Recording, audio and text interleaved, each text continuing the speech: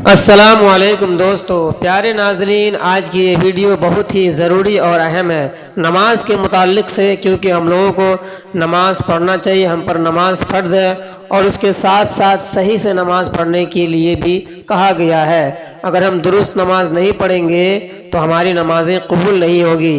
اسی متعلق سے حدیث پاک میں آیا ہے کہ جو انسان اگر نماز میں یہ غلطیاں کرتے ہیں تو ان کی نماز 60 سال تک قبول اللہ کی بارگاہ میں نہیں ہوگی۔ بھلے ہی وہ نماز 60 سال تک پڑھتا رہے لیکن اس کی نماز قبول نہ ہوگی۔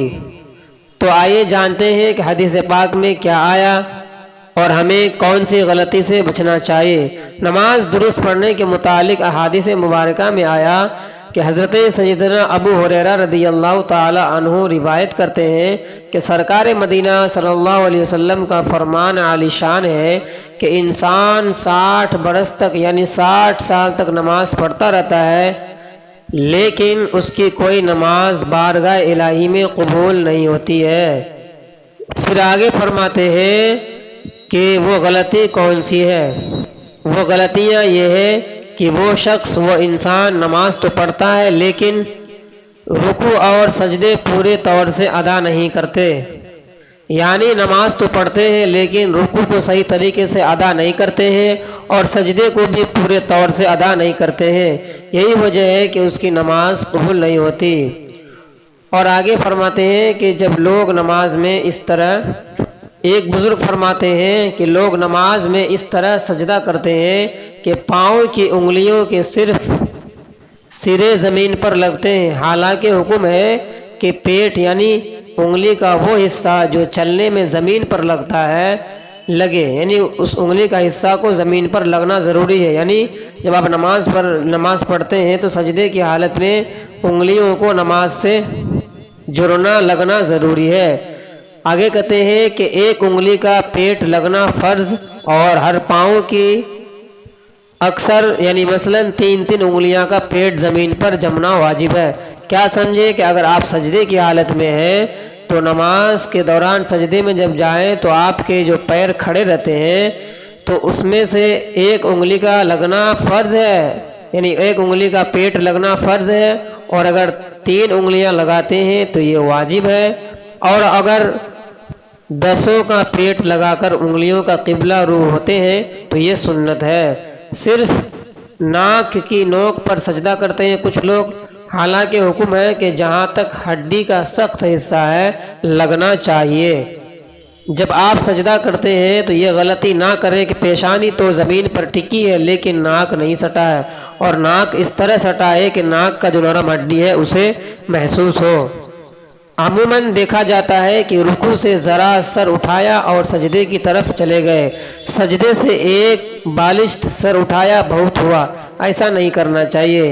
یعنی جب آپ رکوع سے کھڑے ہو تو سیدھے کھڑے ہو اور کچھ دیر کے بعد وہاں پہ ٹھہرے رہے، یعنی ایک بار کم سے کم سبحان اللہ کہنے کی مقدار کھڑے ہو، پھر آپ سجدے کو جائیں۔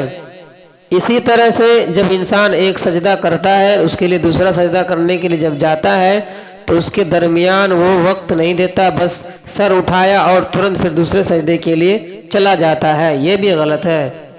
اور یہ بات بھی آپ ذہن نشی کر لیں اور یاد رکھیں کہ رکوع کے بعد پورا سیدھا کھڑا ہونا اور 2 سجدوں کے درمیان کم سے کم ایک سبحان اللہ کہنے کی مقدار پورا بیٹھنا چاہیے۔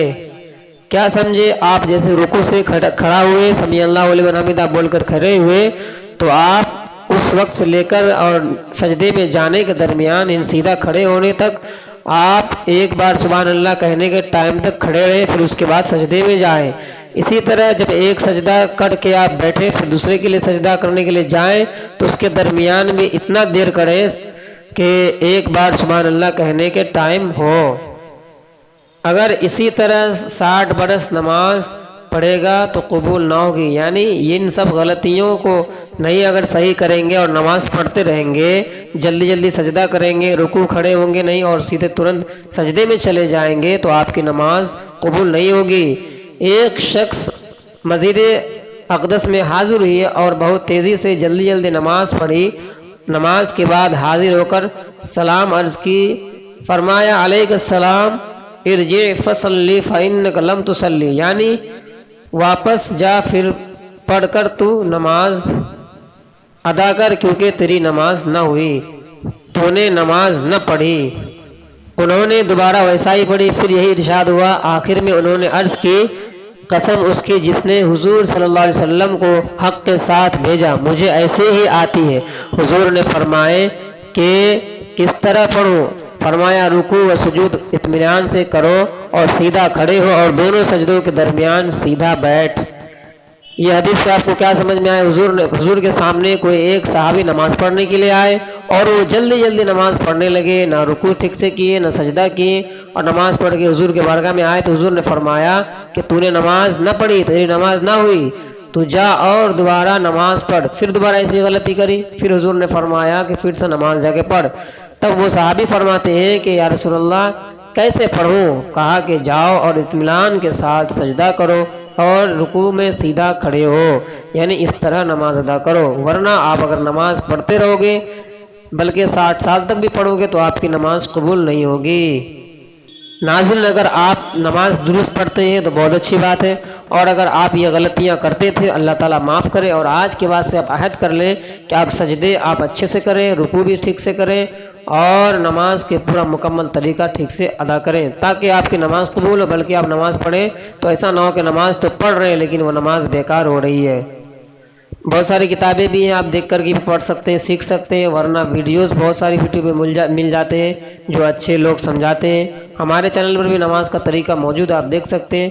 اگر اس کے باوجود اگر آپ کو نہ سمجھ میں آئے تو آپ میرے کمنٹ میں لکھ سکتے ہیں، انشاءاللہ میں اس کے لیے بھی ایک ویڈیو بناؤں گا جو پورے ڈیٹیلز کے ساتھ آپ کو سمجھا سکوں کہ سجدہ رکوع کس طرح کرنا اور کیا پڑھنا ہے۔